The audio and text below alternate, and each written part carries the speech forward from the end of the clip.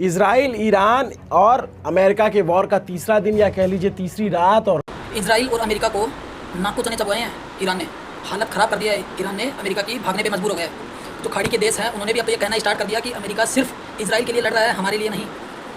और दूसरी बात, जैसे ही अमेरिका ने सोचा था कि 1-2 दिन चलेगा ये सब और खत्म हो जाएगा, जैसे ही वहाँ से खामेनी को हटाया जाएगा, पर खामेनी के हटने के बाद भी वहाँ सब चल रहा है और धड़ाधड़ हमले किए जा रहे हैं, तब अमेरिका को समझ में आया कि भैया ये पंगा गलत पड़ गया। और अमेरिका को ईरान सीधा ये अमेरिका की जनता को एहसास करवा रहा है कि अमेरिका ने ये लड़ाई इजराइल के कहने पर लड़ी है और ये सिर्फ इजराइल के लिए है।